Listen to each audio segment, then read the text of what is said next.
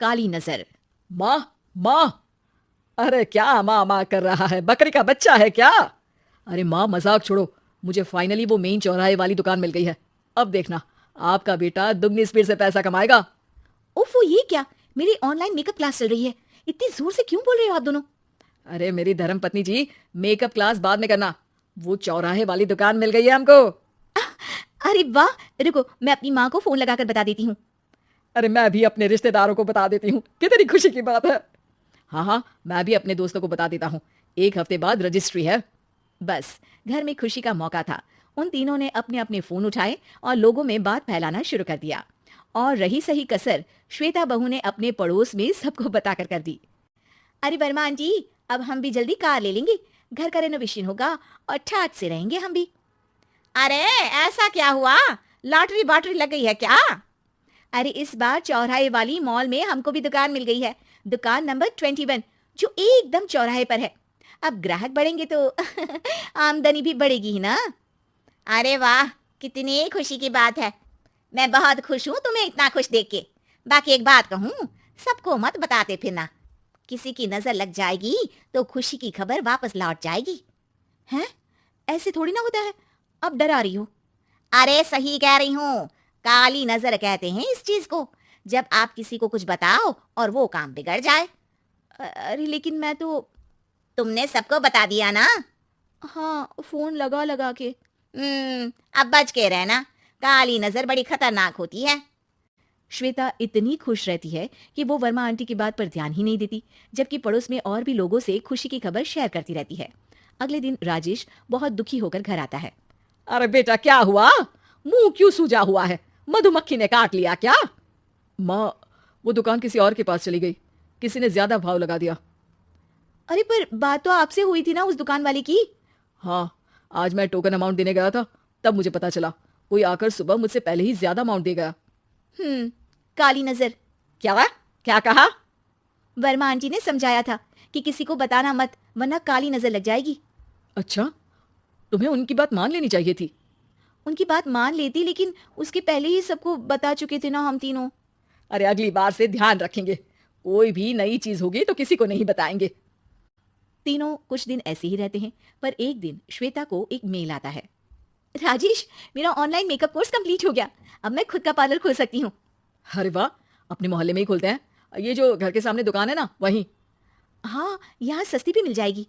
अगले दिन श्वेता वर्मा आंटी के पास जाती है मिठाई का डब्बा लेकर। अरे आओ आओ, कैसे आना हुआ? जोर से नहीं बोलूंगी। वो सामने वाली दुकान है ना, वहां मैं अपनी पार्लर की दुकान खोलने वाली हूँ, उसकी मिठाई है। अरे वाह, बहुत बधाई हो तुमको। हाँ, मैं कमाने लगूंगी तो राजेश पर पूरे घर का बोझ नहीं रहेगा ना आंटी जी। ये तो है। पर ये बता कि तूने ये बात किसी और को तो नहीं बताई ना? अरे नहीं नहीं, पिछली बार गलती कर दी थी। काली नजर लगी किसी की और राजेश के हाथ से वो दुकान चली गई थी। सबको मत बताना। चलो मैं चलती हूँ, कल दुकान की बात करने भी तो जाना है। अगले दिन श्वेता दुकान के लिए मालिक से बात करने जाती है। अरे लेकिन दुकान तो हम कल रात को ही किसी को दे चुके हैं। कल ही? हाँ, कल ही। 2 दिन बाद कोई यहाँ पार्लर भी खोल लेगा। आप कहीं और दुकान देख लीजिए। अरे पर हमको भी तो पार्लर ही खोलना था। हाँ भाई, ये एक ही दुकान है, आधी आधी तो नहीं दे सकता ना मैं। राजेश और श्वेता घर पर हताश होकर आ जाते हैं। इस बार तो किसी को बताया भी नहीं था, अब किसकी काली नजर लग सकती है? सुनो, तुमने माँ को बताया था क्या? अरे कैसी बात कर रही हो? माँ की नजर थोड़ी ना लगेगी। पक्का तुमने किसी को नहीं बताया था ना? सिर्फ वर्मा आंटी को बताया था। उन्होंने ही मुझे किसी को नहीं बताने को कहा। अरे यार, तुम भी सही हो। मेरी माँ को नहीं बताने को कह रही हो, पर वर्मा आंटी को बताना तुम्हें जरूरी लगा। अरे वर्मा आंटी ने ही तो काली नजर के बारे में बताया था ना। वो हमेशा हमारा भला ही तो चाहती है। मेरी माँ भी हमारा भला ही चाहती है। अरे पर चिल्ला क्यों रहे हो? बात नहीं कर सकते क्या आराम से? नहीं आता वो आराम से बात करना, और करना भी नहीं चाहता हूं मैं। दुकान जाने का दुख गुस्से में बदल गया था और राजेश और श्वेता में बात बंद हो गई थी। 2 दिन बाद मोहल्ले में पार्लर का इनॉग्रेशन हुआ, जिसमें मोहल्ले के सभी लोगों को बुलाया गया, पर श्वेता, राजेश और माँ नहीं जाते। माँ, अंदर आ जाओ, क्या देख रही हो? अरे नया पार्लर देख रही हूँ अपने आंगन से।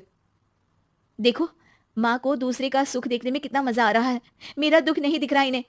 यहाँ मेरा पार्लर भी तो हो सकता था। अरे चुप रहो यार, हर बात में लड़ाई क्यों ढूंढ रही हो? राजेश और श्वेता फिर बहस करने लगते थे। तभी माँ ने दोनों को बाहर बुलाया। अरे जरा देखो तो दुकान चलाने वाले का बोर्ड पर नाम क्या लिखा है।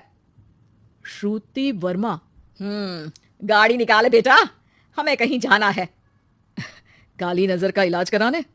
राजेश अपनी बाइक निकालता है। तीनों ट्रिपलिंग कर रहे हैं। माँ राजेश को उस मॉल वाली दुकान पर लेकर जाती है जहां राजेश अपनी दुकान खोलने वाला था। यही दुकान लेना चाहता था ना तू? हाँ, पर इनको भी दुखी करने लेकर आई हो क्या यहाँ पर दुकान दिखाकर? वहाँ काफी नहीं था? अरे श्वेता, थोड़ा सब्र रख, अभी पता चलेगा कि हम यहाँ क्यों आए हैं। बता, इस दुकान चलाने वाले का नाम क्या है? अनुपम वर्मा। कुछ समझ में आया? वो दुकान वाली श्रुति वर्मा, ये दुकान वाला अनुपम वर्मा, और हमारे पड़ोस में हमने उस दुकानों के बारे में बताया किसको था? वर्मा आंटी को। मतलब वर्मा आंटी ही हमारा काम बिगाड़ रही है? नहीं नहीं, ऐसा नहीं हो सकता, ये बस इत्तेफाक है। राजेश अपना फोन निकालता है और श्रुति वर्मा और अनुपम वर्मा के नाम फेसबुक पर सर्च करता है, जहां ये दोनों ही वर्मा आंटी के रिश्तेदार होते हैं।